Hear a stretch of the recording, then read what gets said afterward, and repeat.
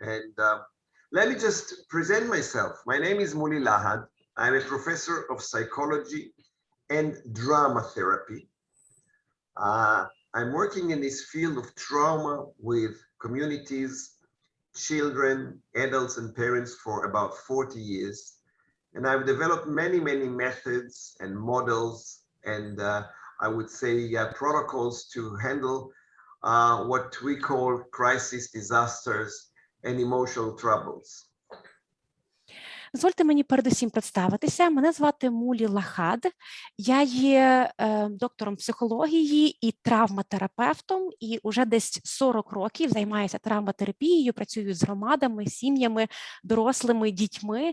За цей час я напрацював величезну кількість методів, моделей і протоколів, як справлятися із кризовими катастрофами або емоційними труднощами.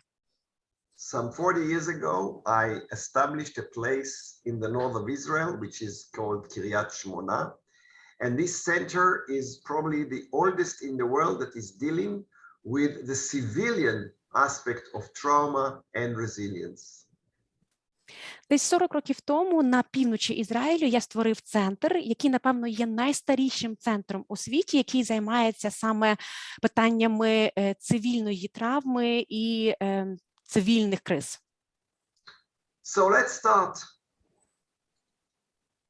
Okay, are you all seeing the full screen? Чи зараз видно мою презентацію на екрані? Yes, everything is good. Okay, let's move on then.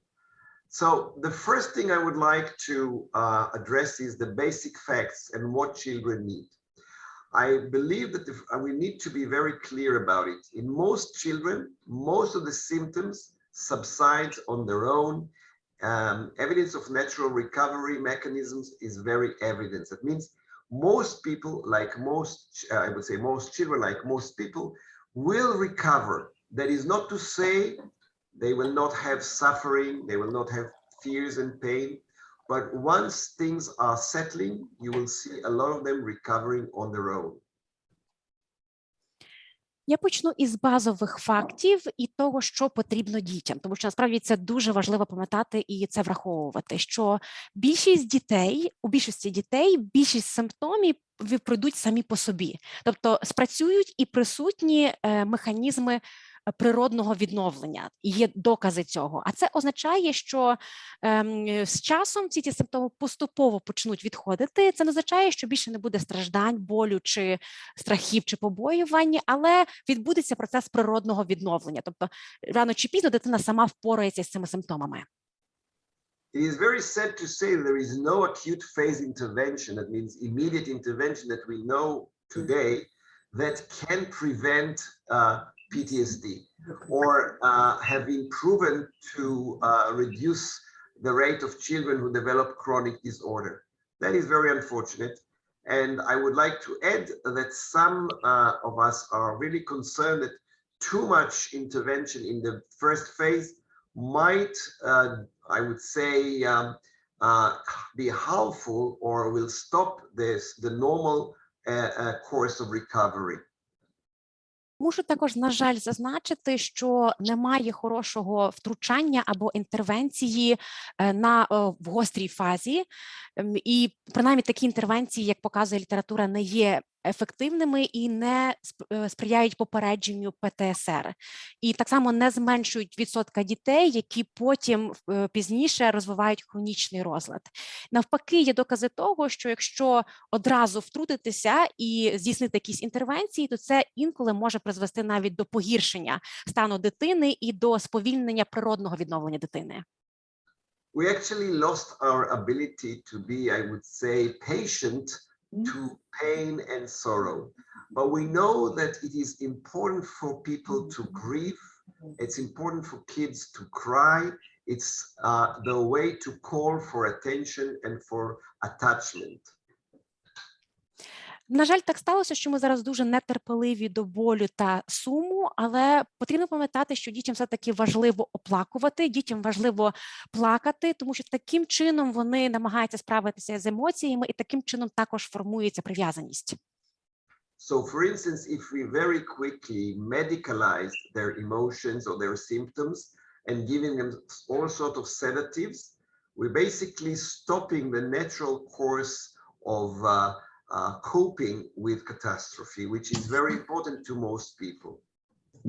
І якщо ми дуже швидко почнемо медикалізувати емоції дитини, тобто якщо ми на ранніх етапах почнемо давати дитині заспокійливі, то ми таким чином загальмуємо природний процес копінгу, тобто сповільнимо сам природний копінговий механізм, а насправді це дуже важливо для дитини. In my opinion, it is very sad that we can't really make things as they were before, but we have to understand that there is a course, a way for our pain to heal, and I would not suggest in the first few days to give medications to kids unless it's very, very, very severe and a professional psychiatrist recommend it. Звісно, дуже шкода, що ми не можемо вернути все одразу до норми, але все-таки біль має якийсь свій природний механізм зцілення, і я рекомендую не давати жодних ліків дитині протягом перших кількох днів після стресу чи після травми, ну хіба що в дуже виняткових випадках, коли вже справді дуже тяжка форма чи дуже серйозне порушення, і є відповідна рекомендація професійного психіатра. Last very important is that the most crucial factor of child reaction is his parent behavior and emotional state. І останній не менш важливий аспект полягає в тому, що одним із вирішальних чинників реакції дитини є поведінка і емоційний стан її батьків. I will give you just one incident that I was part of the research of a group of young people who were all in a mall where a bomb was exploded, and they all were. Я всегда рада получить от вас сообщение. Hold on. Someone is not muted. Шановні учасники, якщо ви не говорите, будь ласка, не забувайте вимикати мікрофони. Dear participants, if you're not speaking, please do not forget.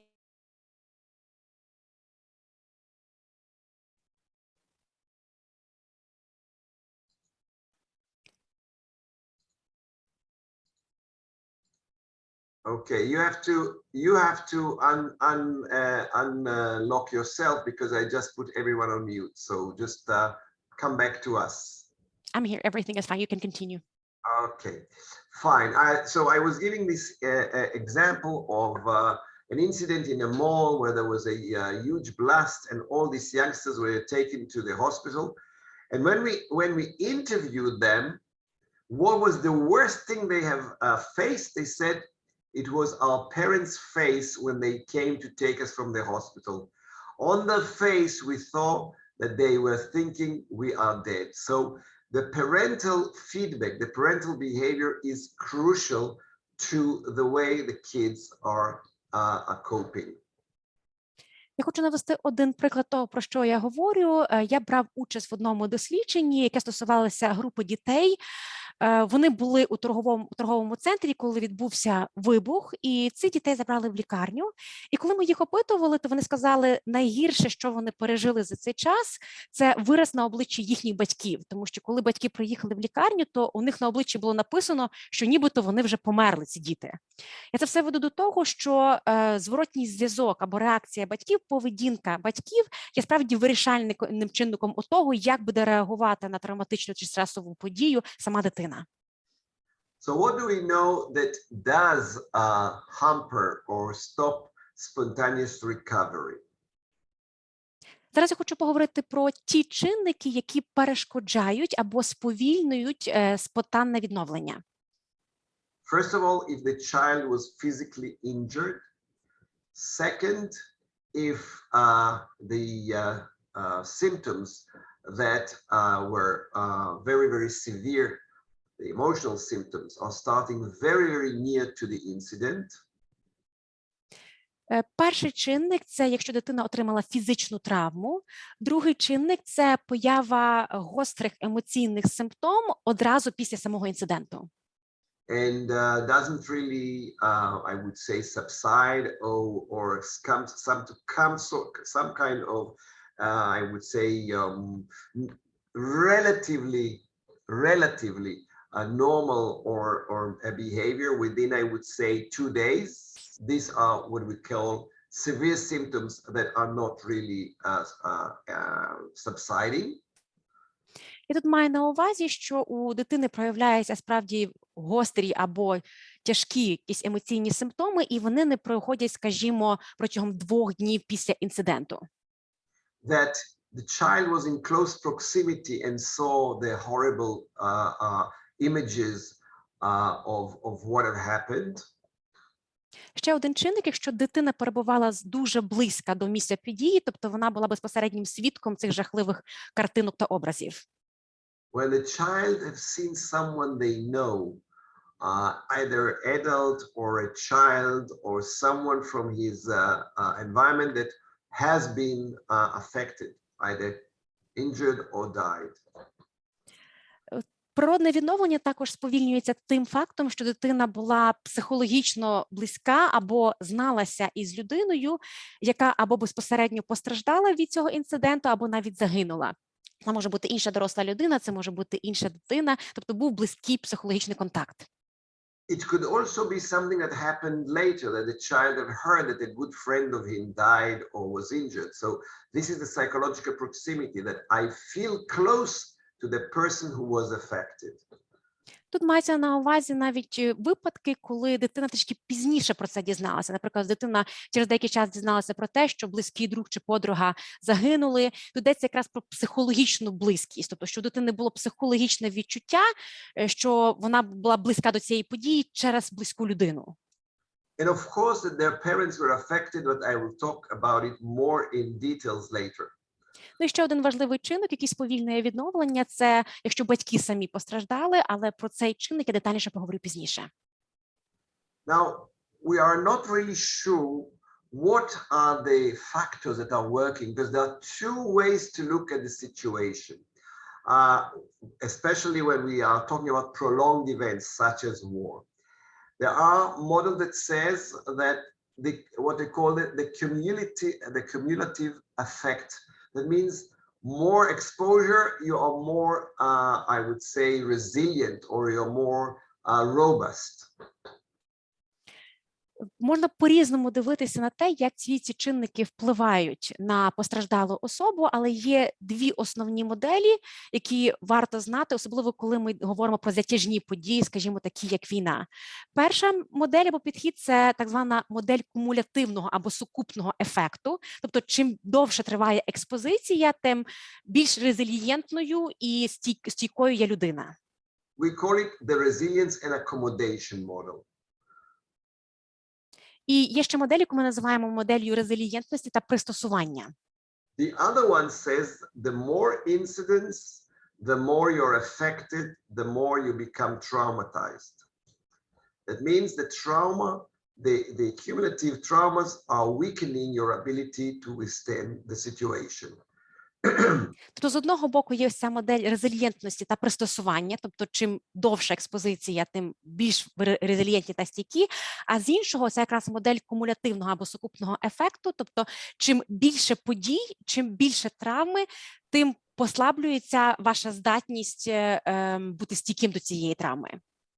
Those who are talking about resilience and accommodation model are actually even suggesting that positive repression and unrealistic self-empowerment are part of the ability to make an impossible situation into a resilient and coping one. I will explain it in a minute. І якщо говорити про модель резилієнтності та пристосування, то навіть говорять, що це свого роду форма позитивної репресії або придушення, або нереалістичного самооповноваження. Мається на увазі, що чим більше ви проявляєте цього позитивного придушення чи позитивної репресії, тим більше ви зможете справитися з тим, що здається нереалістичним або неможливим. They are talking about what we call elusive or illusioned control. And they said in impossible situation, even the elusive or the make-believe control is very helpful. Є також таке поняття, як ілюзійний або чи ілюзорний, або вдаваний контроль. І коли ви переживаєте якісь нереальні або неможливі чи нестерпні ситуації, може допомогти навіть оцей ілюзорний або вдаваний контроль, якого насправді немає, але вам здається, що ви контролюєте ситуацію. Many studies have shown that children who have been through very, very difficult life, if they have what we call internal locus of control, which means they feel that they control the situation, not the situation control them, found them to be more resilient. Є навіть цілі дослідження, які показують, що ті діти, які мають хороші механізми внутрішнього контролю, тобто вони внутрішньо відчувають, що вони контролюють ситуацію, а не навпаки ситуація контролює їх, такі діти є більш резилієнтними. Still, I'm sad to say that the more evidence is to the cumulative effect, which means that the more you are exposed, the less, I would say, resilient you are.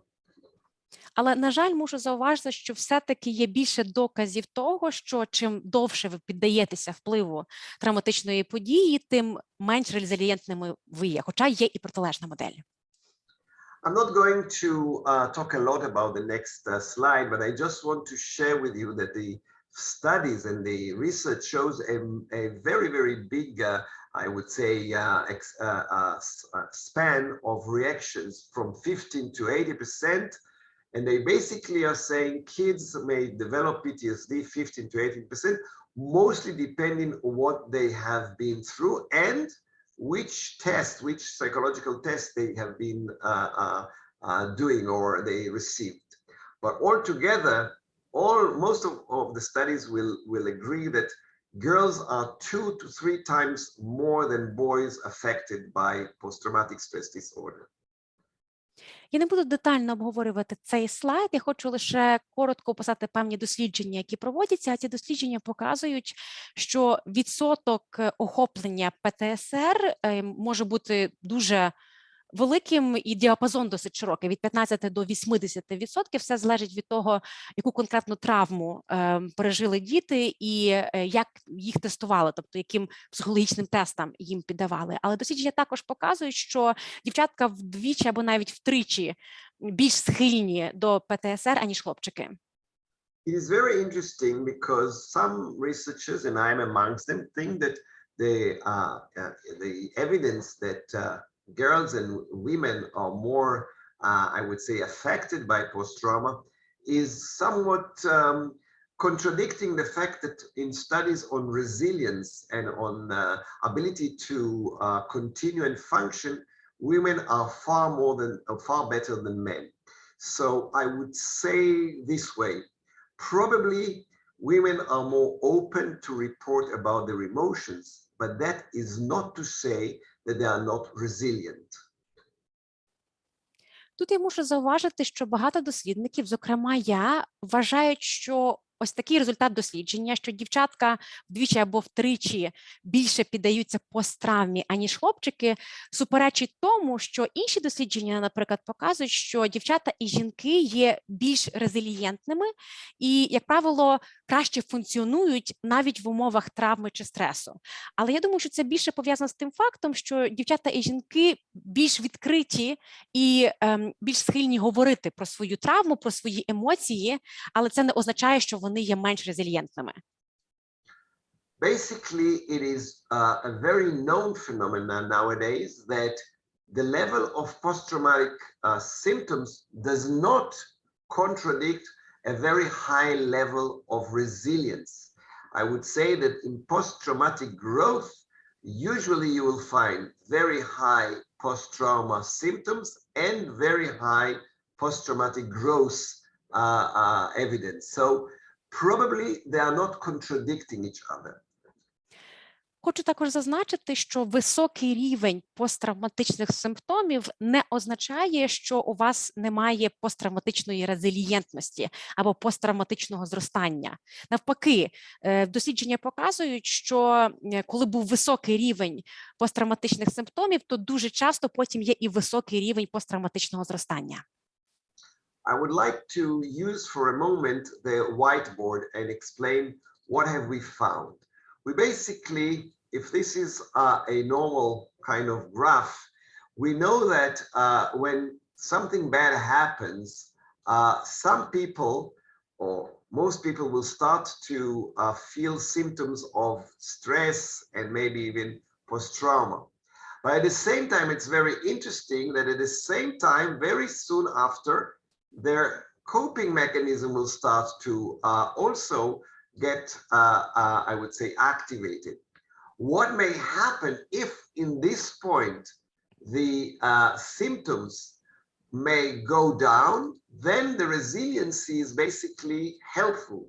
However, if the symptoms continue and getting worse, we might see that the resilience is getting lower and lower and affected. So basically, up till a certain point, they are going up together. Я хочу зараз на ось цій білій дошці показати, що конкретно я маю на увазі. Припустімо, відбулася якась дуже погана чи травматична подія, і починаються симптоми стресу або посттравми. Це те, що позначено червоною лінією. Незабаром після цього інциденту чи після цієї травматичної події починають працювати механізми копінгу. Це те, що позначено зеленою лінією. І певний час ці симптоми посттравми і механізми копінгу, вони разом зростають. І доходять до певної точки, де вони ніби перетинаються. І якщо симптоми починають зменшуватися, то, відповідно, підвищується резилієнтність і людина починає відновлюватися. Якщо ж симптоми у цій точці продовжують проявлятися або збільшуватися, то, відповідно, резилієнтність буде поступово падати. Але певний час оці дві лінії, вони йдуть вгору разом.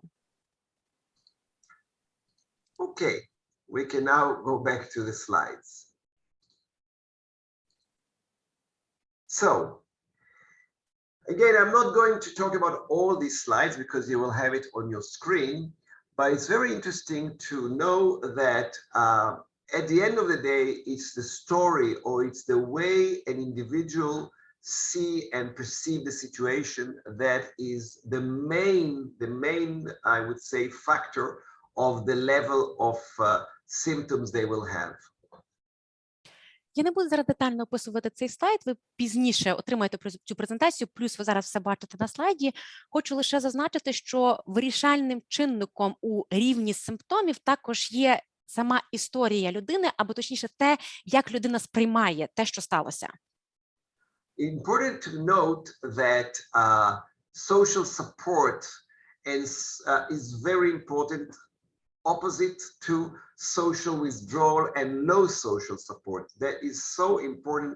The feeling of a group around me or that people around me are basically caring about me or that I've been abandoned. Також важливу роль відіграє соціальна підтримка на противагу соціальній ізоляції або низькому рівню соціальної підтримки. Тобто людям важливо знати, що є група людей навколо них, які готові їх підтримати. І навпаки, якщо вони будуть бачити, що такої групи немає кому про них подбати, то в них рівень симптомів буде гіршим. And of course, low family functioning and some cognitive strategies such as suppression and looking for someone else to blame have been seen as non-productive and actually, so I would say, causing moderate to high level of PTSD. Є ще чинники, які призводять до високого або середнього рівня ПТСР. Це погане функціонування сім'ї, придушення або пошук людей, яких можна звинуватити в тому, що сталося. Very important to note that there are something that we would have expect to affect or to have an effect on post-trauma and doesn't really appear to be so in some studies, such as low intelligence, low socioeconomic status, etc.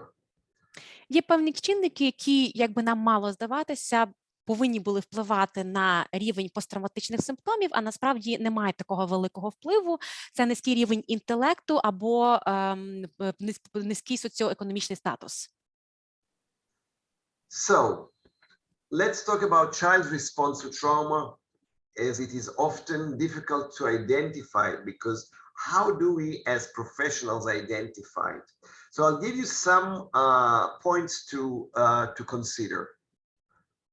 Зараз я хочу, щоб ми поговорили про реакцію дітей на травму, тому що насправді це те, що дуже складно виявити та ідентифікувати. Взагалі цікаве питання, як ми, як фахівці, виявляємо реакцію дітей на травму.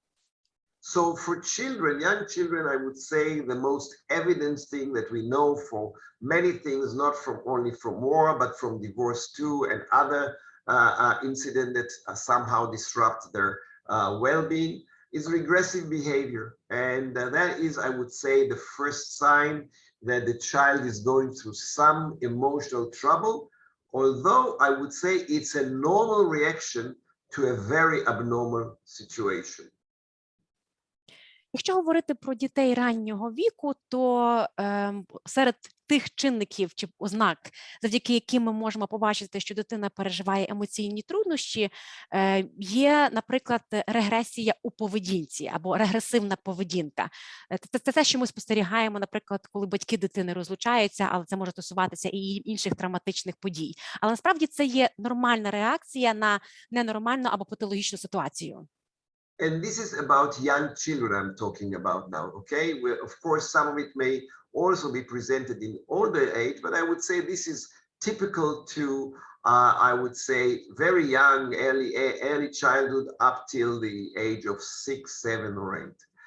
Some of it is really regressive, not, I would say, physiological reaction like wetting, bedwetting, and all that, but mostly clinging to parents, hypervigilance, it means they're standing on guard all the time, and of course some depressive mood. Оця регресивна поведінка більшості випадків стосується саме дітей раннього віку, хоча може проявлятися і в дітей старшого віку. Але під дітьми раннього віку я маю на увазі раннє дитинство і до віку, скажімо, там 6-7, можливо, 8 років. І ця регресивна поведінка може проявлятися не лише на фізіологічному рівні, наприклад, коли дитина не втримується і доходить в туалет, в ліжко, але більше проявляється також у психологічній поведінці, наприклад, занадто прив'язаність до батьків або надпильність, чи навіть прояви депресивного настрою. I would rather interpret is that the child is somehow trying with his or her strength and resources to find a way to express what's going on for them. Але я це більше інтерпретую як намагання дитини якимись власними ресурсами або за рахунок власного ресурсу виразити те, що відбувається. Some parents see the fact that the child is keep on talking and telling the horrible stories again and again is very disturbing. But we know this is a natural way of human beings and of course of children to try to understand, try to conceptualize, try to make sense of the thing that they have been through. Дуже часто в таких випадках діти постійно розказують і переповідають ті жахливі речі, свідками яких вони стали, чи які вони пережили, і це починає хвилювати їхніх батьків, але насправді це природна реакція будь-якої людини, зокрема дитини, вона просто таким чином намагається зрозуміти або навіть концептуалізувати чи знайти сенс в тому, що сталося. And my advice usually to parents is to ask the child, do you want to talk about what happened? Do you want to ask me a question?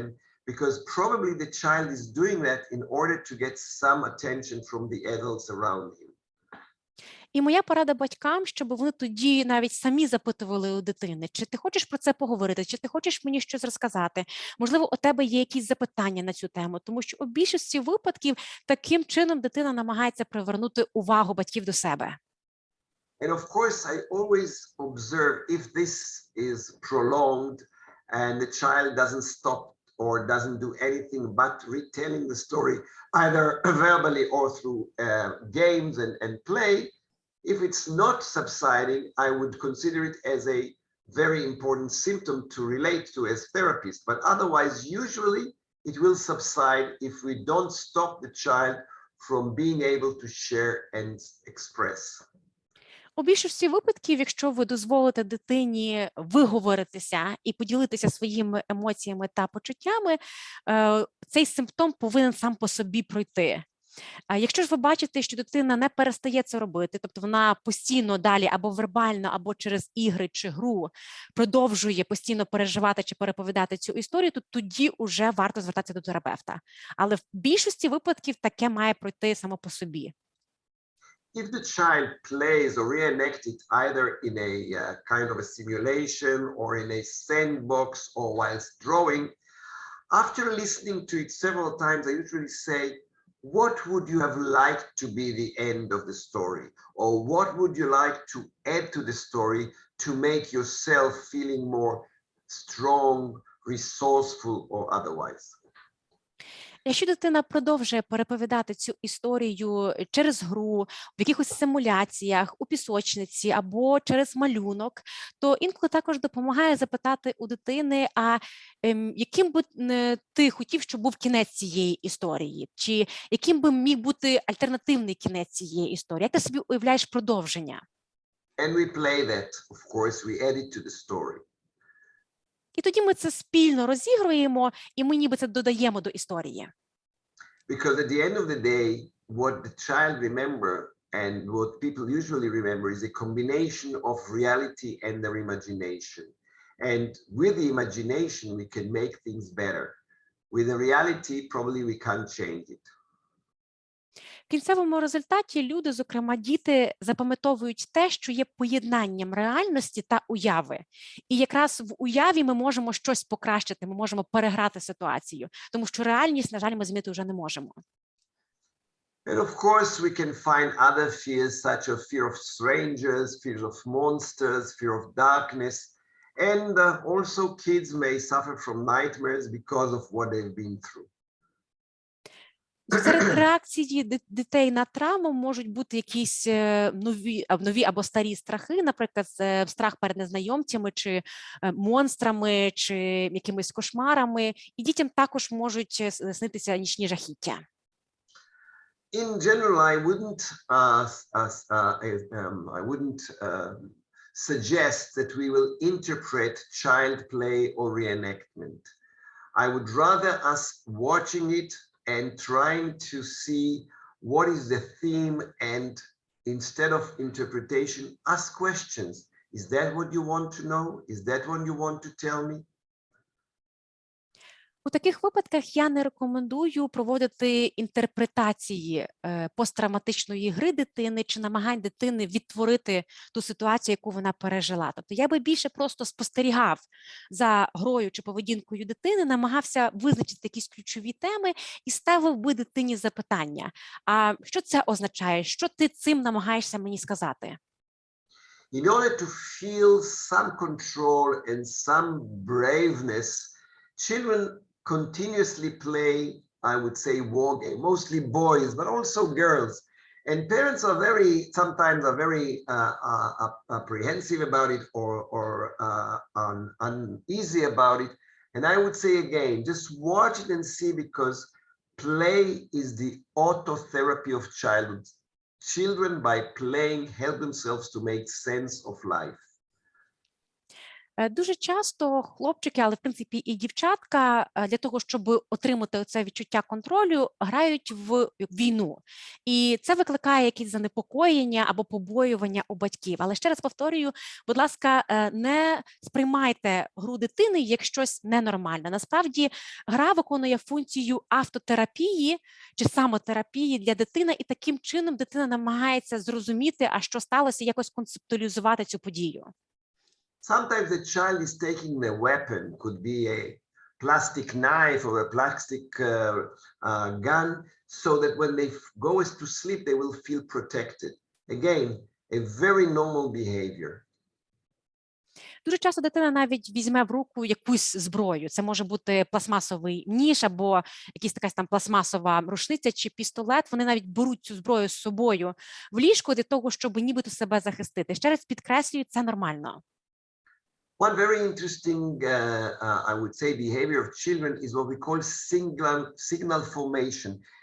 The child have some omnipotence idea that they could have prevent what had happened to their family, and hence they are always looking for signs that either have been there or they imagine to be there, and they always look for these signs and they react on these signs as if the trauma is recurring.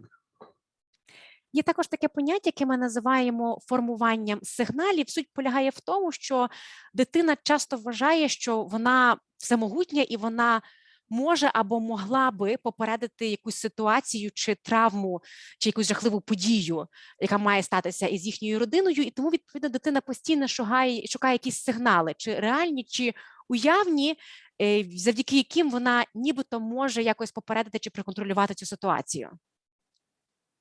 In elementary school age, we have found in many studies that kids in this age have less flashback or forgetfulness of components of the event. They kind of, with this, I would say, age group, they try to divert their attention and as if they are not at all remembering or not at all affected. And many times, in my experience, is to protect their parents, because they're afraid that if they will talk about what happened, if they will reenact, if they will remember it, the parents will be very upset. Якщо говорити про дітей віку початкової школи, то ці діти, як правило, мають менше флешбеків або вони нібито забули певні складові події, і це пов'язано із тим, швидше за все, що вони не хочуть засмучувати своїх батьків, тому що вони вважають, що якщо вони будуть постійно переповідати або розказувати про цю подію, то таким чином це буде нагадуванням батьків про травму, а вони не хочуть їх засмучувати. And although we might think that children in shelter are all very, very heavily traumatized, most of them see the time that they are all together with families and with friends and all that as an exciting event.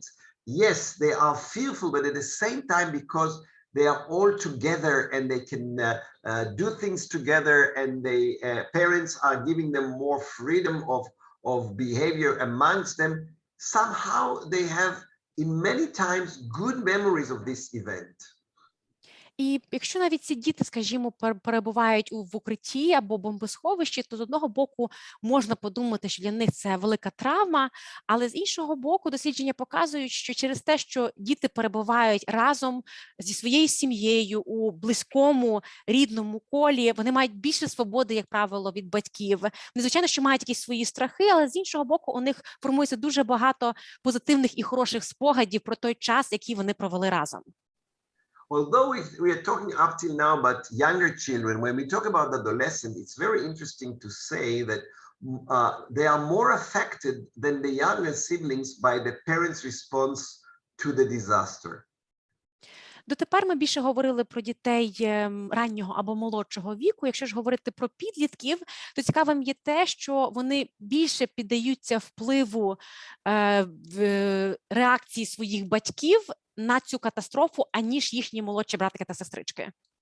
In most cases, because they feel that if something bad will happen to the parents, or if the parents will be dysfunctional, they will have to take all that burden on themselves. They will have to save the younger siblings and the parents. They kind of feel responsible for the family.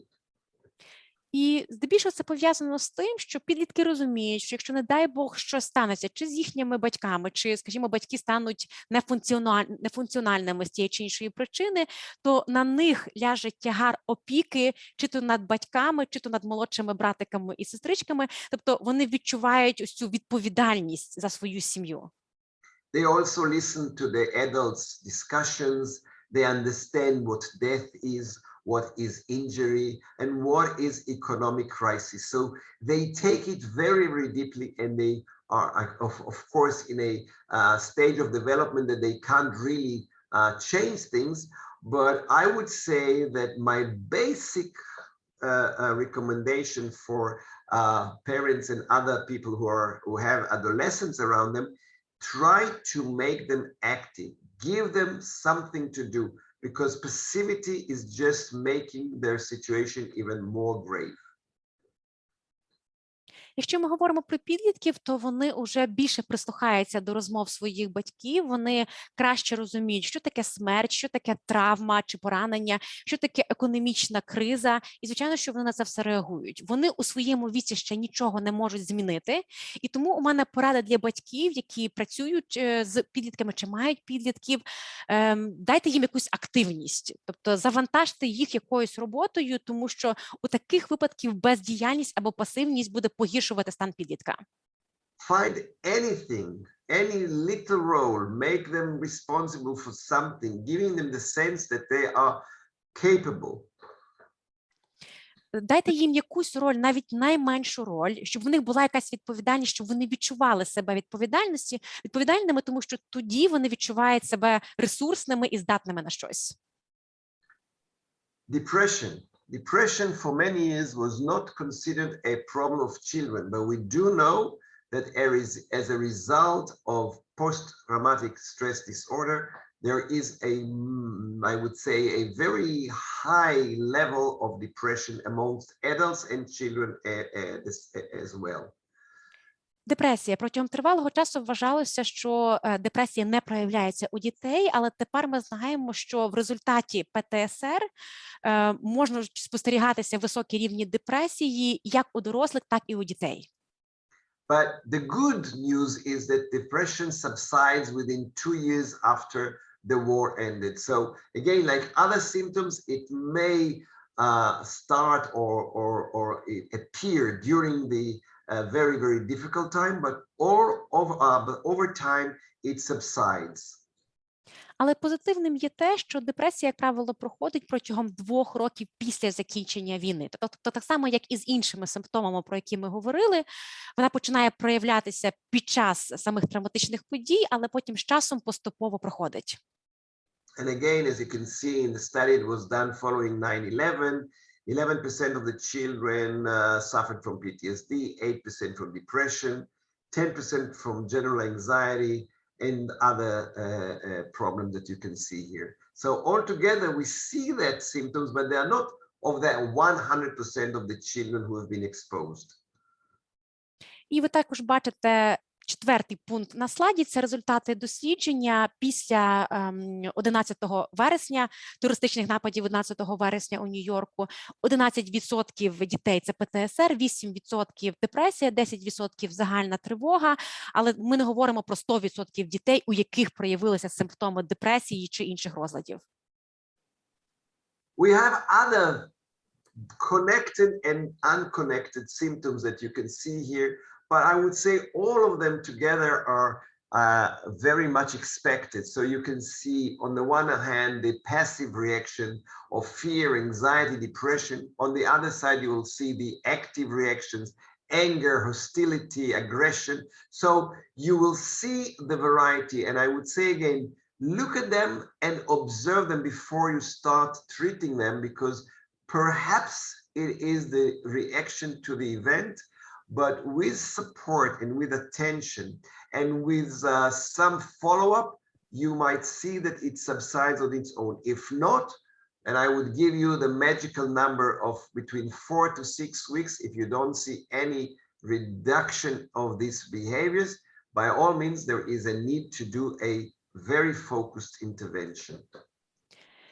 Є також дуже багато інших пов'язаних та не пов'язаних реакцій. Вони тут всі перелічені на слайді, я не буду детально зараз їх озвучувати. Це можуть бути пасивні реакції, такі як страх, тривога, депресія. Це можуть бути активні реакції, такі, наприклад, як гнів. Але, знову ж таки, я рекомендую вам поспостерігати за дитиною чи за постраждалою людиною. Просто поспостерігайте, як проявляються ці симптоми, які є реакції, тому що у більшості випадків все-таки ці реакції з часом будуть, ці симптоми будуть з часом проходити.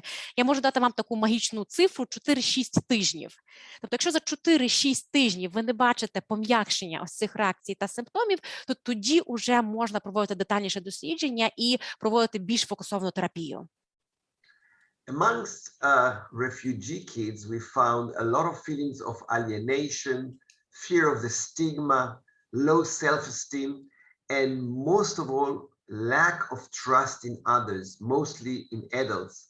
And they somehow feel that the fact that adults have opened the war actually destroy their basic belief about the world, about order, about rational thinking, etc. Якщо говорити про дітей-біженців, то ми також спостерігаємо у них такі емоції і реакції, як почуття відчуження, страх стигми, низька самооцінка і недовіра до дорослих, тому що дитина вважає, що, по суті, дорослі розв'язали цю війну, і вони, по суті, зруйнували їхній звичний світ і світовий порядок. So, few other factors that makes it very severe. That is, first of all, mourning. That means grief over someone who died. The fear of parting. That I would say being dispatched. Sorry, dislocated, or I would say a refugee in a way, not just from parents or taking part or disengagement from parents, but also from friends. Of course, physical disability, as we were talking about the age and the gender. And lots of studies show that lack of availability of social support and trauma that is connected to interpersonal relationship, that means rape or physical assault, all of them are basically making the traumatic response more severe. На цьому слайді ви бачите інші чинники, які можуть призвести до більш тяжкої форми травматичної реакції у дітей. Це оплакування, тобто коли дитина горює за тим, хто був травмований або помер під час травматичної події, розлучення, це не обов'язково, це може бути переміщення і не обов'язково розлучення із батьками, а розлучення із близькими друзями або колегами. Ще один важливий чинник – це фізична інвалідність, вік та гендер або стать, про це ми вже згадували, недостатня соціальна підтримка і якщо це травма пов'язана із міжособистісними стосунками, наприклад, зґвалтування або фізичний напад на дитину. Всі ці чинники погіршать посттравматичні симптоми та реакції дитини. One example is that when I worked in Sarajevo during the Yugoslav war, I was in an orphan and I asked the kids somewhat stupid question. And I said to them, what is the worst thing that happened to you? And one of the children said to me, it's Teacher Maria. And I said, Teacher Maria? I didn't understand. And he said, yes, she joined the enemy. And I think this is what we call trauma within interpersonal connection. The child teacher became a sniper. This was the most traumatic thing for them because it is something to do with human relationship and attachment. Я хочу навести вам один приклад. Я якраз працював у Сараєво і відвідав там один із сиротинців і запитався у дітей-сиріт, а що найгірше з вами сталося за цей час? І одна сирота відповіла, вчителька Марія. І я так перепитав, вчителька Марія, що ти маєш на увазі? І як виявилося, що це якраз була травма пов'язана із міжособистісними зв'язками або стосунками. Тому що дитина відповіла, вона приєдналася до ворога. Як пізніше я дізнався, ця вчителька Марія стала снайпером і відповідно, це була травма у дитини, яка була пов'язана із оцим особистими стосунками з вчителькою і відчуттям прив'язаності до вчительки. Now, we also know that, of course, war has affecting learning and connected to all sorts of other behaviors that I would say are very expected outcomes. Звісно, що ми всі прекрасно розуміємо, що війна впливає на здатність дитини до навчання і також на інші прояви поведінки, але в принципі це є очікувані впливи. One very crucial question I keep being asked is what to do, and I would say as much as possible, everywhere where you are with children, either in a refugee camp, either in a school, either in a temporary housing, whatever, try to build for them some routine that will slowly help them to feel secure again, and then they can start to learn and they can go back to play. Routine and boundaries keep them feel safe. Мене часто запитують, а що ж робити? І я завжди даю одну і ту ж пораду. Немає значення, де ви знаходитеся з дитиною, чи у таборі для біженців, чи у школі, чи, можливо, у якомусь тимчасовому помешканні. Все одно спробуйте впровадити якісь рутинні процедури і рутинні заняття для дитини.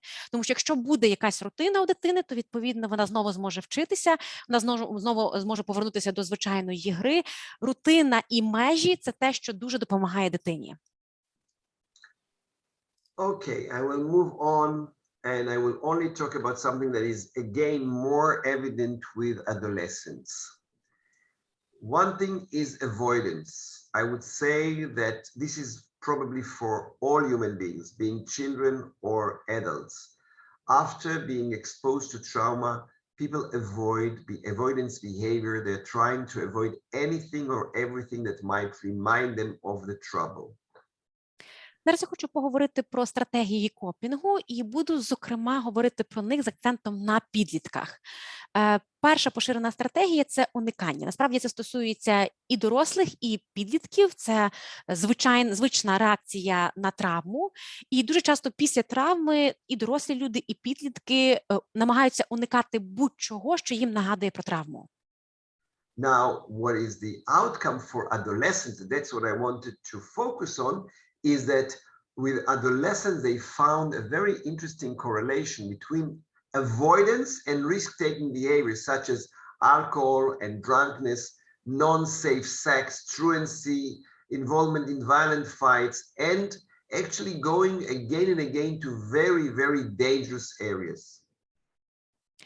Але я більше хочу зосередитися саме на результаті уникання у підлітків, тому що дослідження виявили дуже тісний взаємозв'язок між стратегією уникання і ризикованою поведінкою серед підлітків. Такою ризикованою поведінкою, як вживання алкоголю, наркотиків, незахищеного сексу, прогулювання занять у школі, бійки, схильність до насильства і так далі.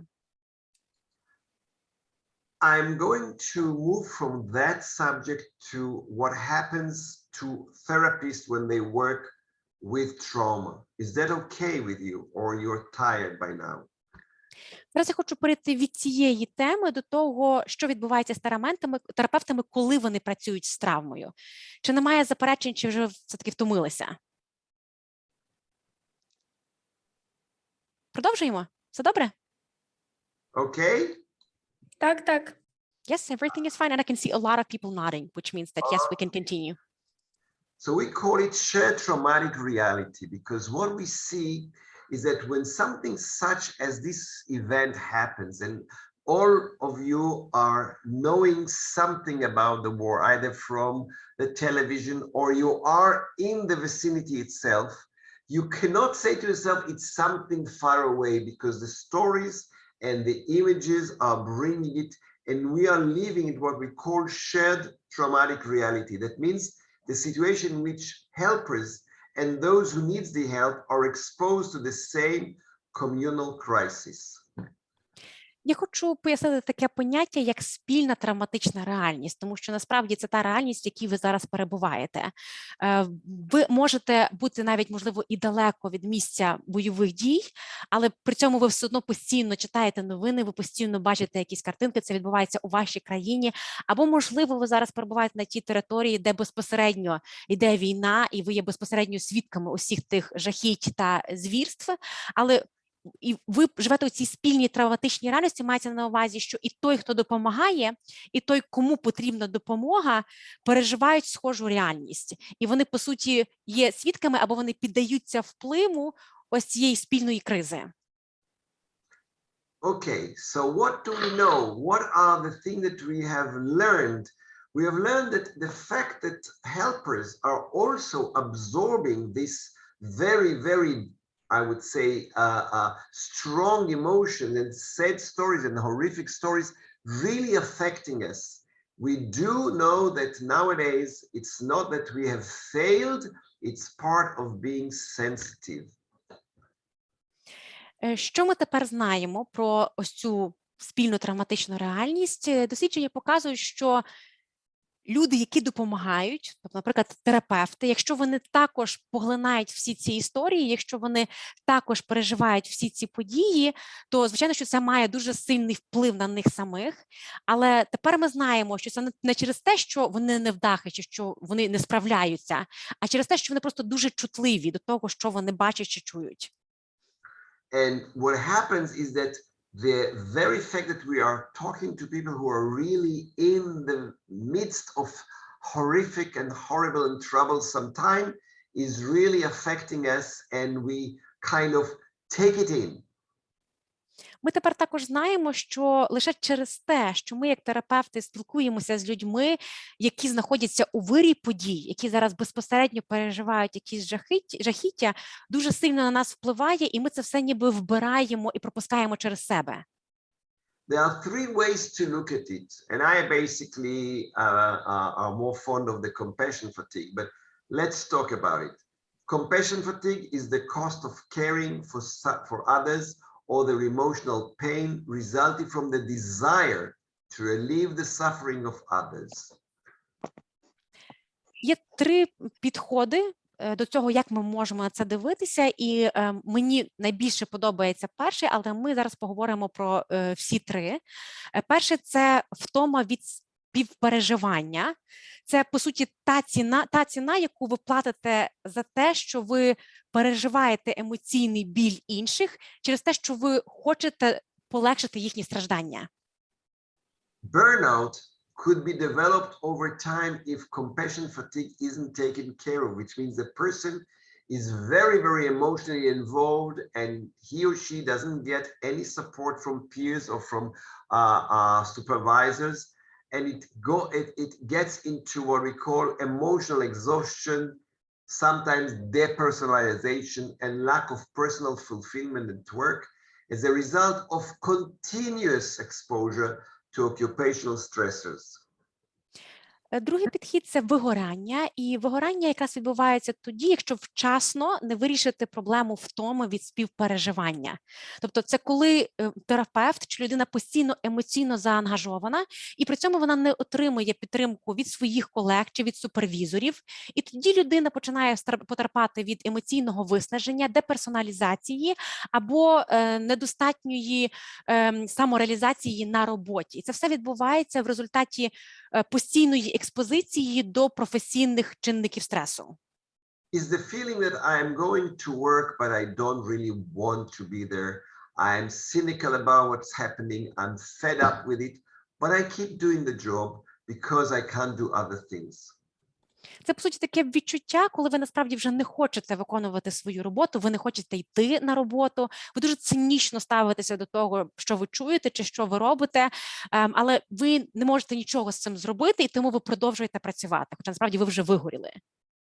Still, between 3 to 7% of therapists may develop vicarious trauma, which is very similar to post-traumatic stress symptoms or PTSD. І при цьому десь від 3 до 7% терапевтів також потерпають від вторинної травми, яка дуже схожа до посттравматичних стресових симптомів. Why is that happen?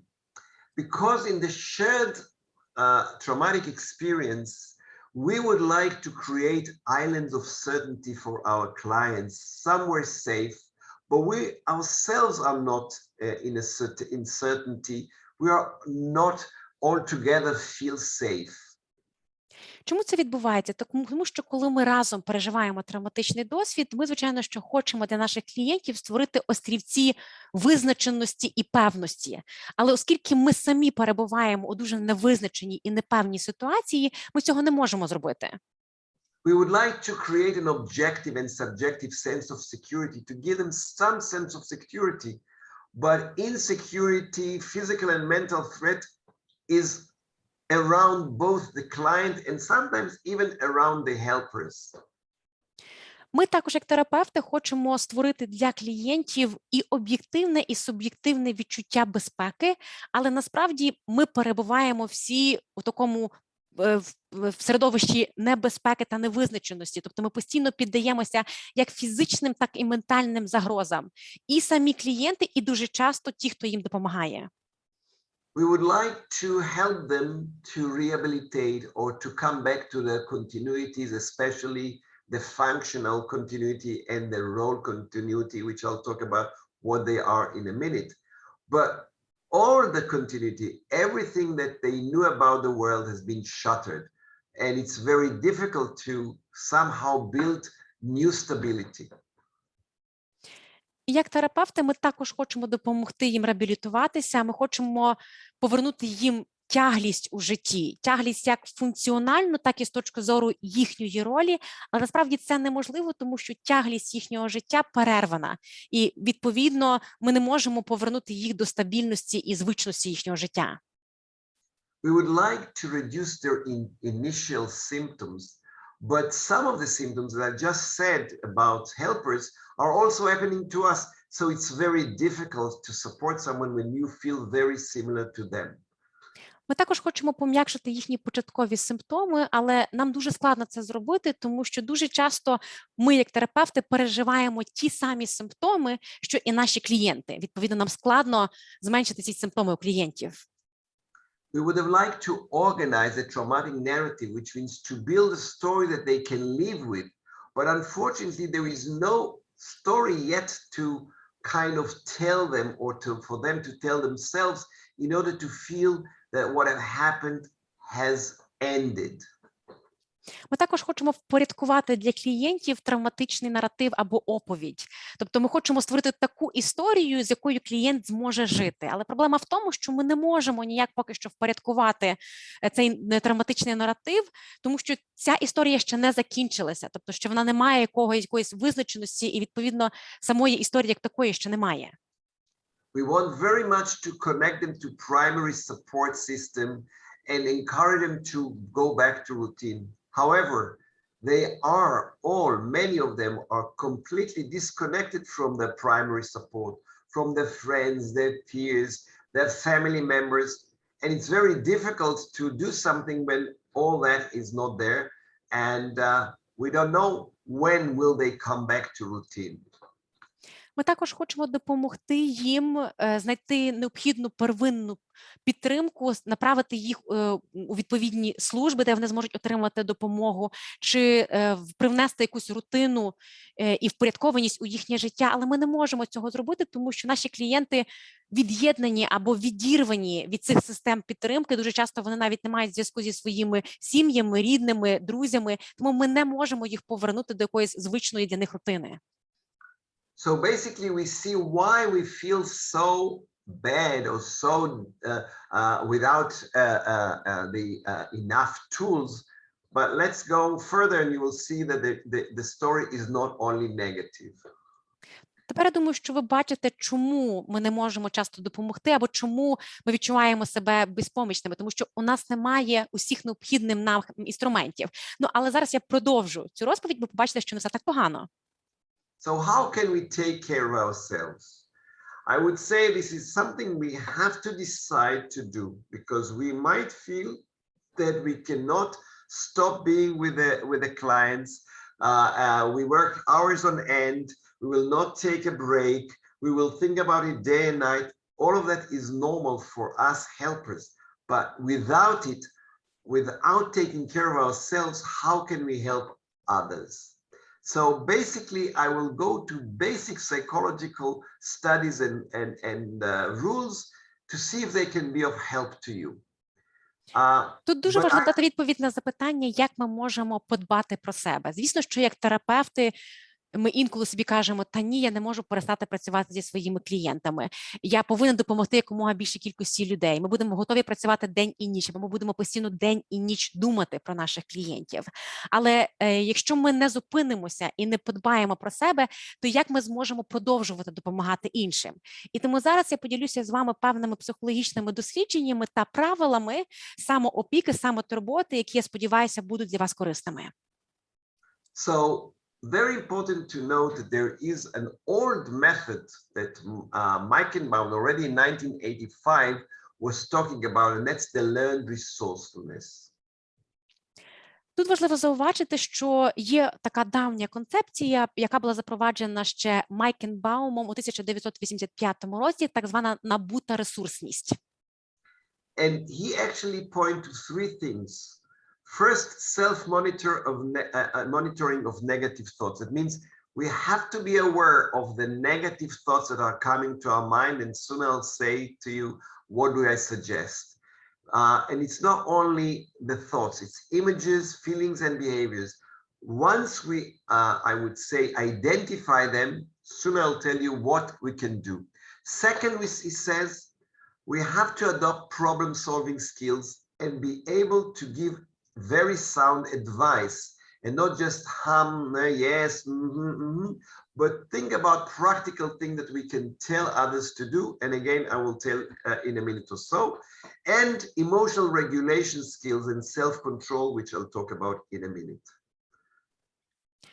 Майкенбаум говорив про три важливі речі для набутої ресурсності. Перша річ – це самомоніторинг негативних думок, тобто ви повинні чітко стежити за усіма негативними думками, які проходять через вашу голову, і це не обов'язково лише думки, це можуть бути якісь образи, картинки, почуття, моделі поведінки, і пізніше я вам розкажу, що з цим робити. Другий важливий аспект – це навички вирішення проблем, і тут ви повинні давати конкретні практичні поради, тобто не просто казати спробуйте, а щось це має бути конкретне і намацальне, про це я також розкажу пізніше. І третій важливий елемент – це навички емоційної регуляції та самоконтролю. So what can we do? I'm starting with the first law that is known, the 7 plus minus 2, that is the law of perception. Що ж ми можемо зробити? Я почну із першого закону, який називається 7 плюс 2 мінус 2. Це закон, який стосується сприйняття. When we see many objects, usually we can remember very quickly 7 items. Some of us will be able to remember 5, and some will probably be able to remember 9. And some, of course, more or less, but the average is 7. Що мається на увазі під цим законом? Коли ми щось сприймаємо або на щось дивимося, то ми візуально можемо сприйняти і запам'ятати десь в середньому 7 предметів, плюс-мінус 2. Тобто хтось зауважить 5, хтось 9, можливо, хтось більше і менше, але в середньому 7. If that is the case, so my suggestion is for you to look for 5 things that you do, or that you like to do, or that you feel good about doing them, and just write them to yourself. What are the 5 things that makes me feel good? Now, when you write these 5 things down, which is not a big list, the next question should be, did I do any of these things in the last few days? If you do, keep on doing it. But if you don't, make sure you do it. Відповідно, у мене для вас є така порада або пропозиція. Подумайте про 5 речей, які ви любите робити, через яких вам комфортно, радісно, які приносять вам задоволення. І запишіть собі ці 5 речей. А потім запитайте себе, чи робила я ці речі протягом останніх кількох днів. Якщо так, то і продовжуйте їх робити. Якщо ні, то обов'язково почніть робити ті речі, які приносять вам задоволення, через яких вам добре. The second law is from social psychology, and that is known the law of 15. What I found is when you ask someone to close their eyes or just to think about those people that if something bad happens to them, or if they will be out of their life, out of the person's life, they will be very upset. Most people come up with 15 names. Of course, there are people who comes with less, and some people comes with more. But on average, people say the most important people for me are up to 15. Другий закон йде із соціальної психології, і він називається законом 15. Що мається на увазі? Якщо людину попросити закрити очі і продумати про тих людей, які є важливими, можливо, навіть це ті люди, які вже немає, або які знаходяться далеко, то здебільшого людина зможе озвучити десь 15 імен. Знову ж таки, може бути більше-менше, але в середньому на думку людині спадає десь 15 імен людей, які є важливими та близькими для неї. Now, you see, this is very interesting because probably it is to do with the time that we were still cavemen and cavewomen, that we had to make eye contact and remember our group, and the number was about 10 to 15. Я думаю, що це пов'язано ще із тим періодом, коли ми були печерними чоловіками і жінками, і коли нам потрібно було візуально через зоровий контакт запам'ятати членів своєї групи. І, напевно, в середньому людина могла візуально так запам'ятати десь від 10 до 15 людей. So based on the law of 15, I would say, check up to 5 people in your smartphone, in your list of people that you have contact with, that when you call them, you feel charged. You feel that they feed you. That's very important to ask yourself again. Have I called any of these 5 recently? Am I making it part of my weekly schedule to talk with them? And if you didn't and they ask you, why did you call me so suddenly? You need just to say, because when I listen to your voice and when I listen to you, I charge myself, I feel better. І враховуючи цей закон 15, у мене для вас є ще одна порада. Будь ласка, загляньте у свій список контактів у смартфоні і знайдіть оцих 5 людей, які, ви знаєте, зможуть підзарядити вас позитивною енергією або які будуть вас підживлювати. І запитайте себе, чи ви були на контакті із цими 5 людьми протягом останніх кількох днів. І якщо ні, то, будь ласка, зателефонуйте їм або включіть їх у свій щоденний графік. Якщо ви їм зателефонуєте, а вони вас запитають, а що це так ні з того, ні з цього мені зателефонував, так і скажіть їм, тому що коли я чую твій голос, мені добре, тому що коли я чую твій голос, я підзаряджаюся позитивом та енергією. The next rule is the binary rule of the brain. It is not possible for our brain to experience 2 things at the same time. So the suggestion is when you find negative thought or something that really makes you feel difficult, first of all, if you can, focus on something neutral or relaxing. Or if that is not working for you, do very, very simple arithmetic exercise like 2 plus 2 times 4 with 6 minus 3 and all that. You will see that your brain is moving away from those very, very burdening thoughts into relaxed and more practical daily thing.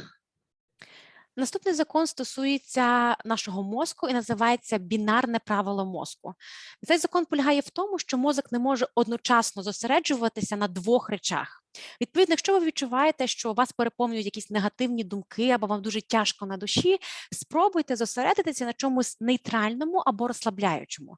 Якщо це не виходить, то тоді почніть робити якісь дуже прості арифметичні розрахунки. Собі просто в голові кажіть там 2 плюс 2 дорівнює 4, або 5 помножити на 2 дорівнює 10 і так далі. І ви побачите, що як тільки ваш мозок зосередиться на цій арифметиці, ви одразу переключитеся від негативу і ви будете себе відчувати більш розслаблено. Another way is to just write down every time that you have a negative thought in a small booklet and make sure that once a day, but only once a day, you sit and read those things and you ask yourself at the end of the day, is this thought still bothering me or not? And so slowly, you will see that all these thoughts are some of them at least are losing their grip on you. Ще одна порада, як тільки у вас виникає якась погана думка чи негативна емоція, записуйте її у якомусь записнику і 1 раз на день, але лише 1 раз на день, заглядайте в цей записник, переглядайте всі ці негативні думки та емоції, які проходили в вашій голові протягом дня, і запитайте себе, а чи ця думка, чи ця емоція ще мене турбує? І ви побачите, що через цей досвід записування і ось такого опрацювання поступово ці думки вже не будуть мати такої ваги або такого контролю над вами. Make the contract with yourself. I will write my negative thoughts, but I will only deal with them once a day for not more than 20 minutes. До свого роду домовтеся з собою або навіть підпишіть з собою контракт. І там пропишіть, що я буду ретельно записувати всі свої негативні думки та емоції, але я буду їх переглядати лише 1 раз на день і не довше, ніж 20 хвилин. Lastly is something that we have on hand all the time, and that's our smartphone gallery. Within your smartphone gallery, you have images that makes you smile and happy.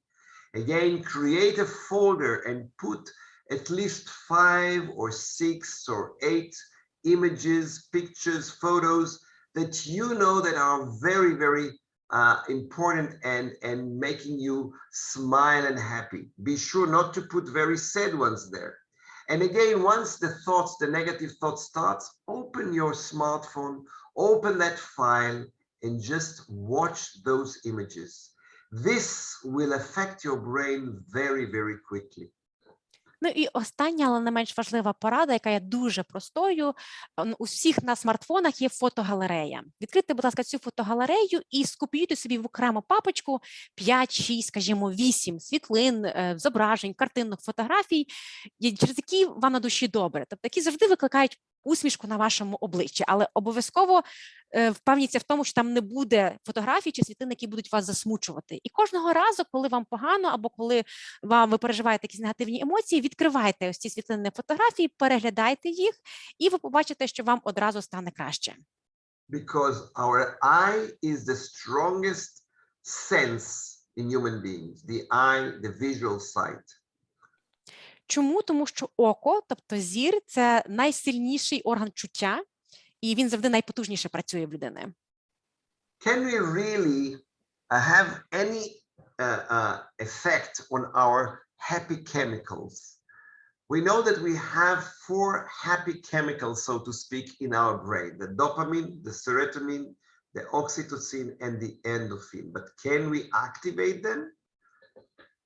Є ще одне важливе питання: чи ми можемо якось активувати так звані хімікати щастя, тобто ті хімічні речовини, які роблять нас щасливими, а їх є, по суті, 4: допамін, серотонін, окситоцин і ендорфіни. Але чи ми можемо якось їх активувати? Without drugs, of course. Без наркотиків, звісно.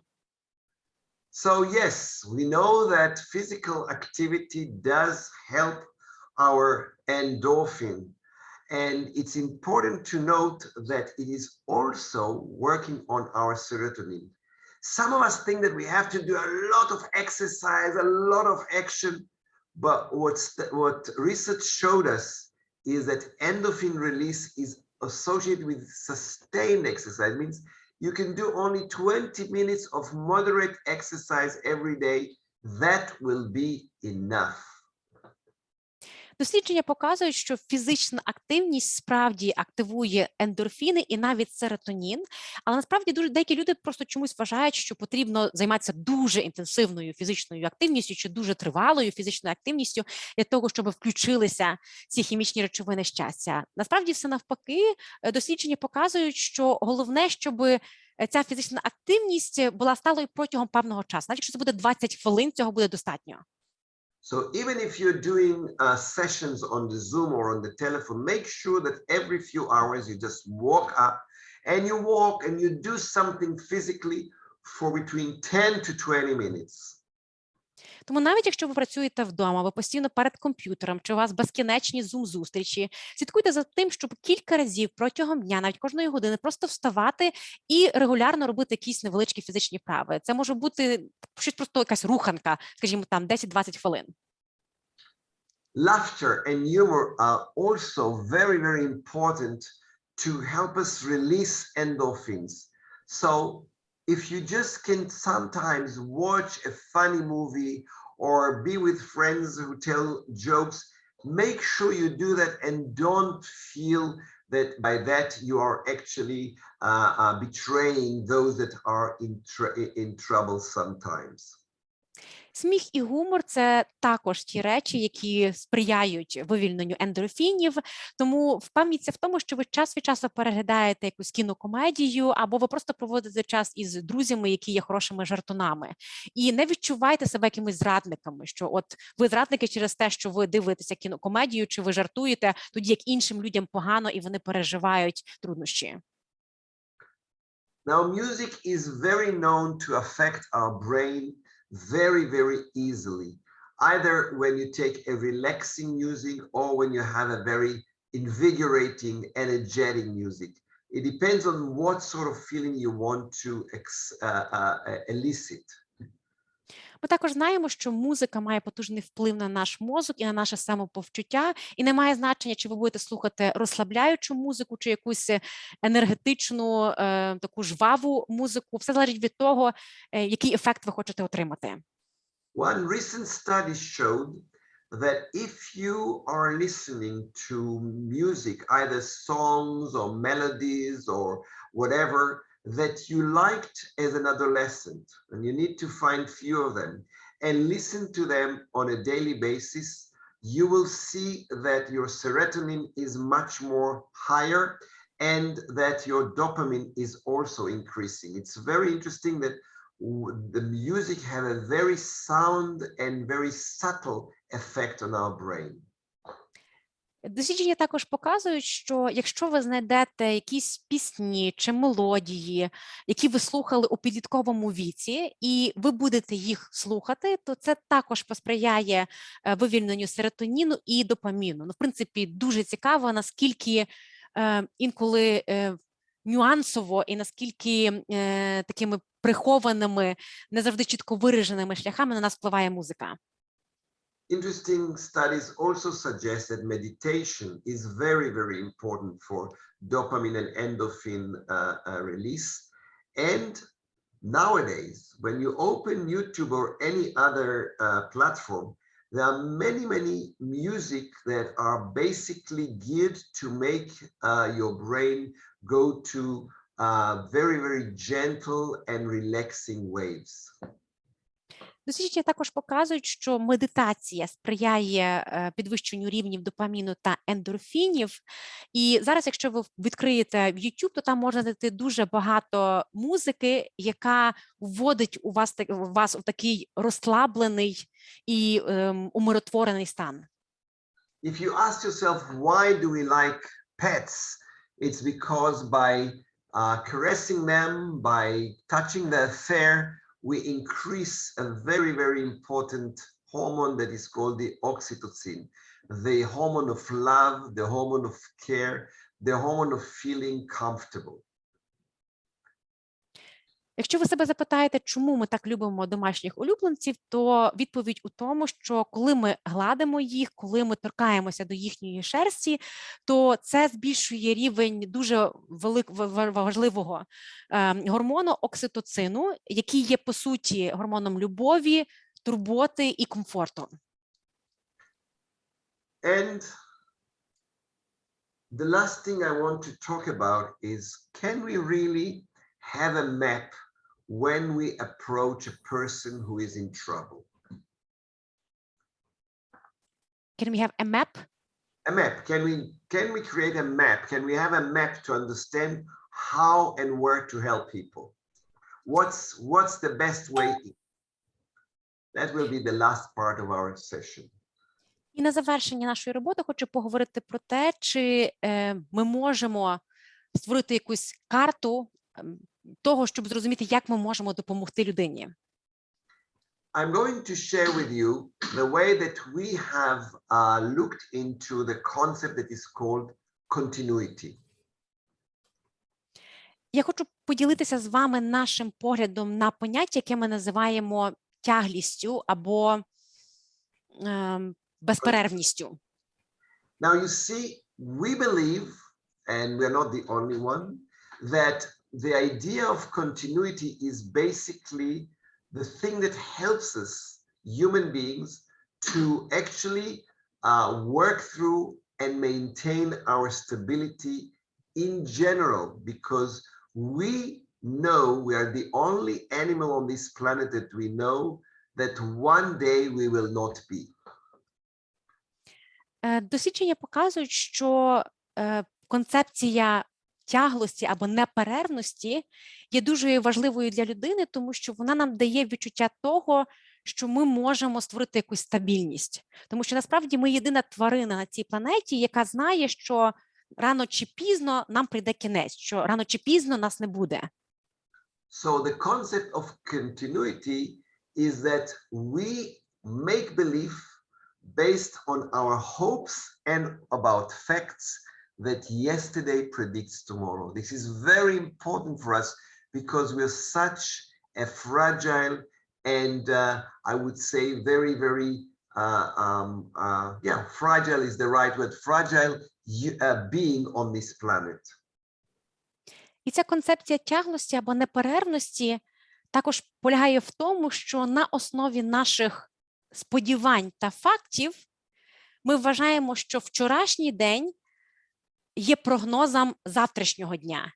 І для нас, як для дуже крихких і чутливих творінь, це дуже важливо. So we need to have the ability to predict tomorrow. And so we call it the continuity principle. What are the continuities that helps us to go over that bridge from yesterday to tomorrow? They are the following: cognitive reality continuity, role and function continuity, social interpersonal continuity, and personal historical continuity. Для нас, для людей, дуже важливо, щоб ми могли якось прогнозувати завтрашній день або майбутнє.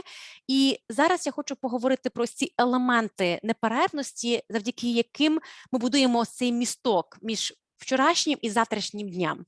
Це когнітивна реальність, роль і функція, соціальні та міжособистісні аспекти неперервності, а також особисті та історичні аспекти неперервності. What are they basically? The cognitive realistic continuity is everything we know about the world, their laws, their procedures, their data, our experience, our routine, all the things that happen every day and for many years gives us a sense of safety and control. Почну із першої неперервності – це когнітивна або реалістична неперервність. Це всі ті закони, процедури, дані, досвід, рутини, які вже існують з нами роками і які дають нам відчуття безпеки, стабільності і контролю. The next one is the role and function. That means all the things that, the role that we have been acting in our life. And they are very, very long term. We have been born to parents, so we are children and we are siblings and we are students and then we are parents ourselves or professional people. And all these role and functions we continue to do for many years again, that is giving us a sense that yesterday predicts tomorrow.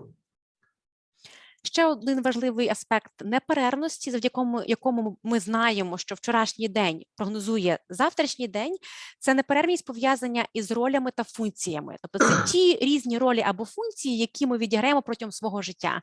Ми народжуємося, ми є спочатку дітьми, ми є братиками, сестричками для когось, потім ми є студентами, потім ми там є дружиною чи чоловіком, потім ми самі стаємо батьками. Тобто ці ролі постійно з нами присутні протягом життя, і вони також дають нам оцю впевненість в тому, що ми завдяки цьому можемо робити якийсь прогноз завтрашнього дня. The third one is the interpersonal social continuity, which is all the social circles we belong to. Our family, our extended family, our relatives, our colleagues, all these people that we meet for a long time in our life keep feeling that we are predicting our own self, because within that social group, we know the rules, we know the roles, and this combination of togetherness is giving us a sense of security. Третій вид неперервності – це міжособистісна соціальна неперервність, тобто це те соціальне коло людей, до яких ми належимо. Це наші родичі, безпосередня сім'я і розширена родина, це колеги, це друзі, це всі ті люди, те соціальне коло з законами і правилами існування якого ми знайомі, з ролями та функціями якого ми також знайомі, і ось ця єдність, оця спільність дає нам впевненість в тому, що ми зможемо спрогнозувати самі себе, ми зможемо спрогнозувати своє майбутнє. Lastly is the historical personal. This is all the things that we believe about ourselves, our values, our self-image, our self-concept, our beliefs about ourselves and the world. І останній вид неперервності – це історична або особиста. Неперервність – це наші цінності, наше уявлення про самих себе, наша самоконцептуалізація, наші переконання щодо себе і світу. And of course, this is also very stable because we see ourselves as something that is very continuous. For instance, people who are optimistic, well, usually they are for many years optimistic, or if they're pessimistic, is the same. We don't change so much, although we would love to believe that we are changing. І це також є важливим елементом стабільності, тому що дуже часто ми себе сприймаємо як створіння сталі. Так, наприклад, якщо людина є оптимістом, то зазвичай вона довгий час оптиміст або протягом всього свого життя оптиміст. Якщо людина є песиміст, то зазвичай вона залишається песимістом на все життя, і це дуже складно змінити. Тобто ми хочемо вірити в те, що ми можемо змінитися, але насправді це не так просто. Some people are joking and saying that the only difference between a pessimist and an optimist is a pessimist is an optimist with a lot of experience. Навіть є такий жарт, що є лише одна відмінність між оптимістами та песимістами, що песиміст – це оптиміст із величезною кількістю досвіду. All right, let's see what happens to our continuities as a result of crisis. And that's what happens to many people nowadays. Their cognitive realistic continuity has been very, very, I would say, severely shattered. The change in laws, in procedures, in what they think was their reality, their routine. There is no logic to explain what is happening, and very, very difficult to understand what's going on around me.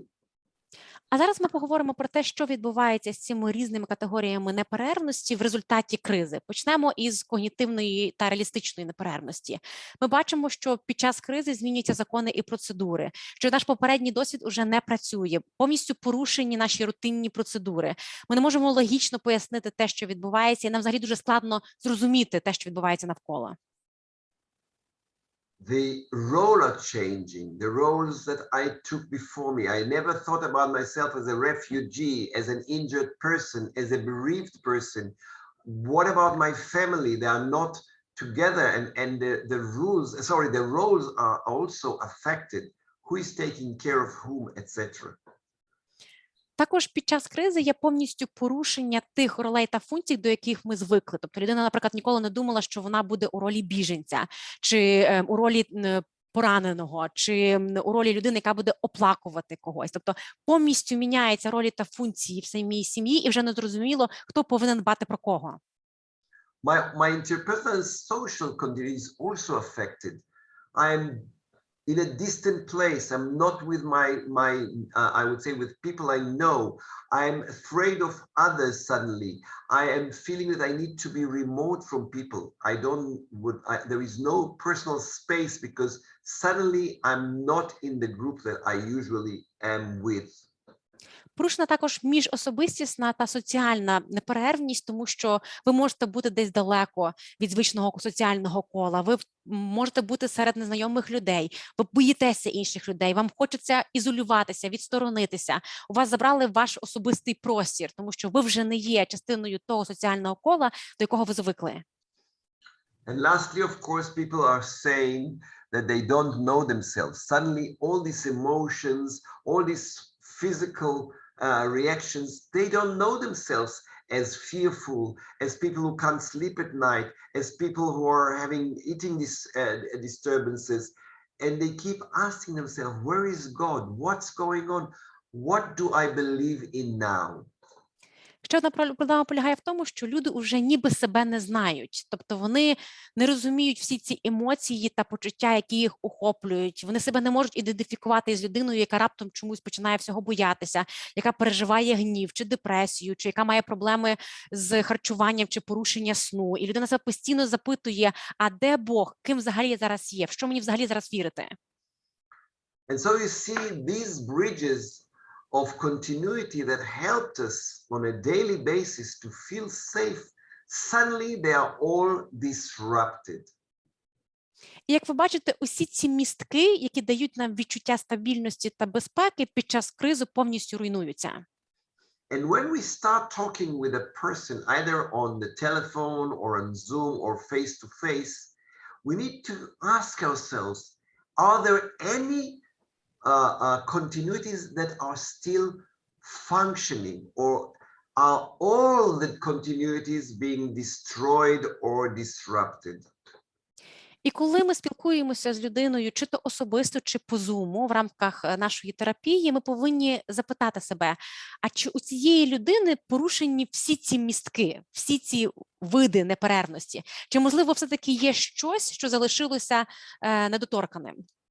Because if all the continuities have been destroyed, the person must feel very, very severe symptoms, because nothing that we're holding us against the fear of death is helping us anymore. There is nothing to hold on. There is no continuity bridge to cross from yesterday to tomorrow. І якщо порушені всі ці види неперервностей, то тоді дуже складно, тому що виходить, що взагалі немає ось цього містка, немає нічого між вчорашнім днем і завтрашнім. Єдине, що там далі очікує, це смерть. But many times we will see that some of the bridges are still either partially continuous or not affected at all. So when we are asking what can we as therapists look into, the first thing that I'm asking myself, are there any continuities that are functioning? For instance, yes, the person is very upset. The person has lost his family, house.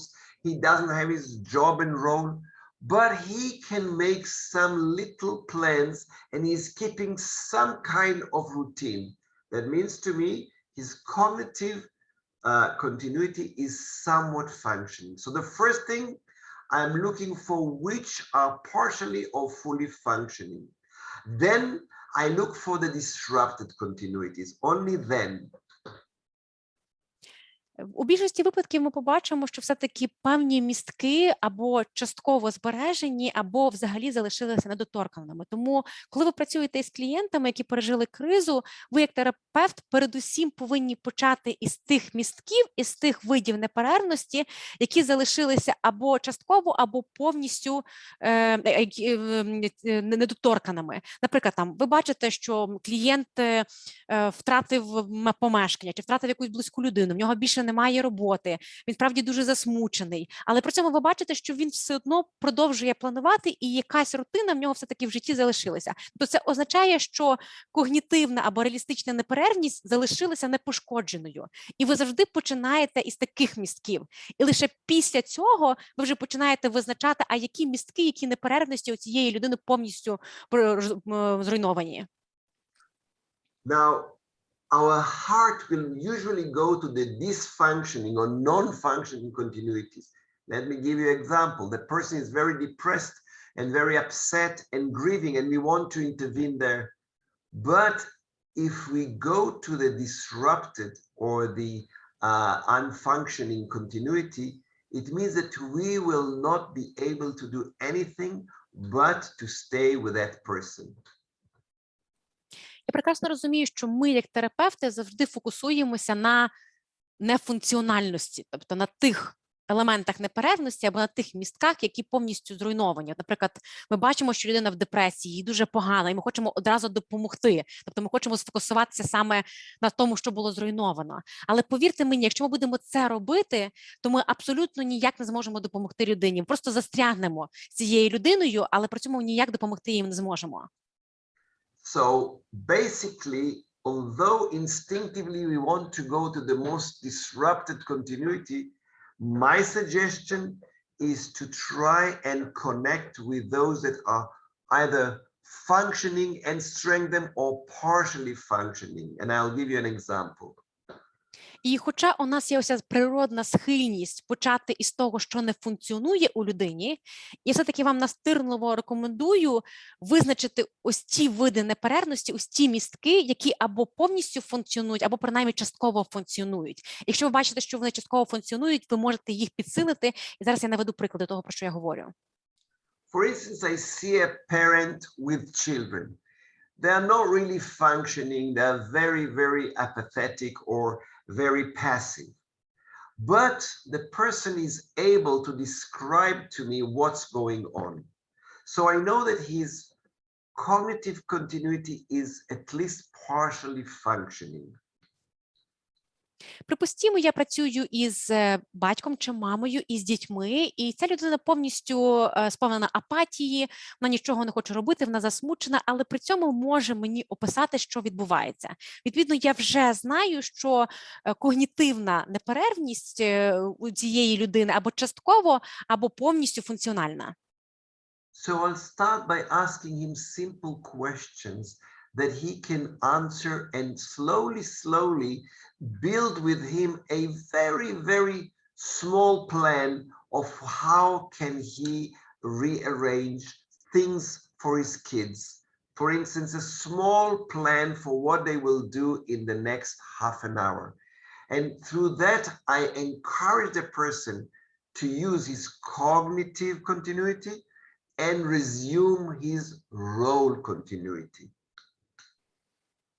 І тут, якщо я бачу, що когнітивна неперервність все ще працює, то я спробую ставити певні запитання людині для того, щоб ми спільно могли напрацювати якийсь невеличкий план, що ця мама, скажімо, буде робити для того, щоб реорганізувати життя своїх дітей. І це має бути щось маленьке, це може бути план просто на наступні 30 хвилин, тобто покроково, що буде ця мама робити протягом наступних 30 хвилин для того, щоб якось переорганізувати своє життя і життя своїх дітей. І таким чином я активую когнітивну неперервність цієї мами і так само відновлюю неперервність, яка пов'язана із її роллю мами. When we find that all of the continuities are not working, I suggest that the first thing to do is try to find someone, maybe a volunteer or a family member, and work through them. Because if you will focus only on the person that all the continuities are not functioning, it means you have to devote all your time to this person. And sometimes you don't have that resource, which means time. But if you do, by all means, work with a person with such a, I would say, crisis. Якщо ви бачите, що у вашого клієнта зруйновані всі ці містки, всі ці види неперервності, тоді я рекомендую вам знайти когось іншого в оточенні цієї людини. Це може бути волонтер, це може бути член сім'ї, і через нього спробувати працювати з цією людиною. Тому що, швидше за все, у вас не буде стільки часу і ресурсу, щоб суто працювати лише з цим клієнтом. Хоча якщо у вас є цей час, є цей ресурс, то, будь ласка, ви можете повністю зосередитися лише на цьому одному клієнту. Але інколи допомагає все-таки попрацювати і безпосереднім оточенням цієї людини. I stop here. I believe it's time for us to finish my lecture. And I will take few questions if you wish to consult or ask me something. I am I need to apologize for this very long and full of information, but I hope that I've managed to give you something of what you have asked me to relate to tonight. На цьому я закінчу свою презентацію, тому що я так розумію, що я вже вичерпав свій час. Я ще буду готова відповісти на кілька запитань, якщо у вас такі є. Можливо, ви хочете проконсультуватися чи щось запитати. І хочу також перепросити, що я навантажив вас такою величезною кількістю інформації та матеріалів, але я намагався просто включити в свою презентацію всі ті запити та прохання, які були мені надіслані. Дякую.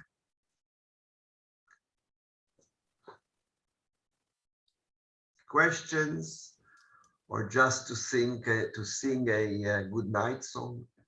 Можливо, є запитання, можливо, ми можемо колисково разом заспівати.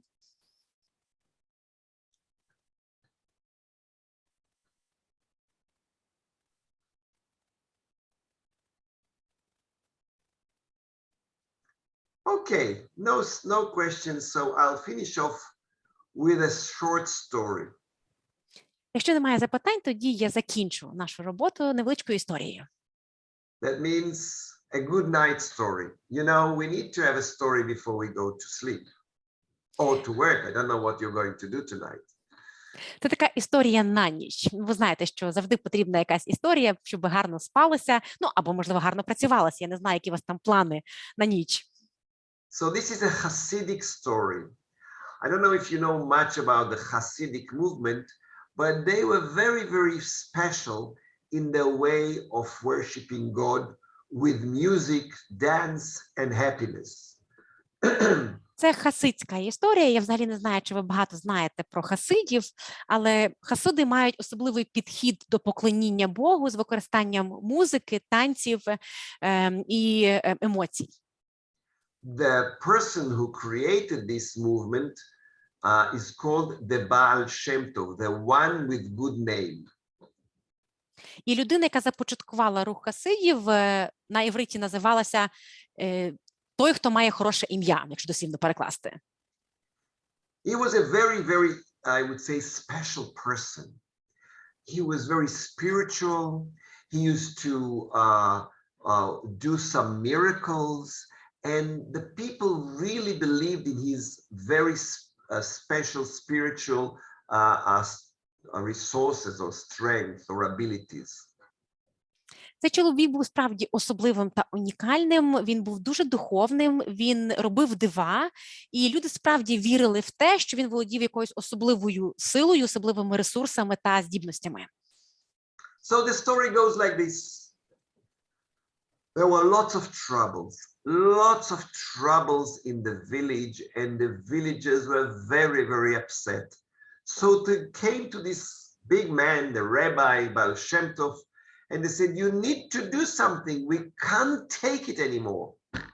Історія насправді дуже проста. У цьому селі було дуже багато різних проблем, труднощів, незгод, і селяни більше вже не могли якось з цим впоратися.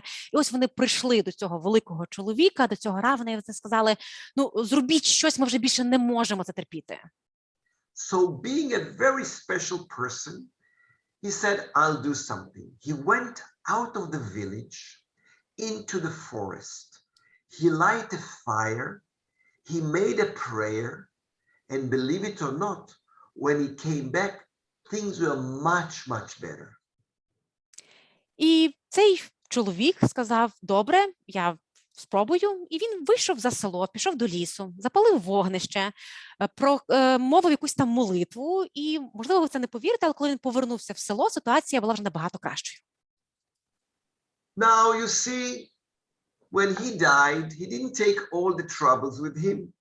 So now the villagers who have troubles are coming to his students and say, oh, the big rabbi, the big leader knew what to do. Go and do something.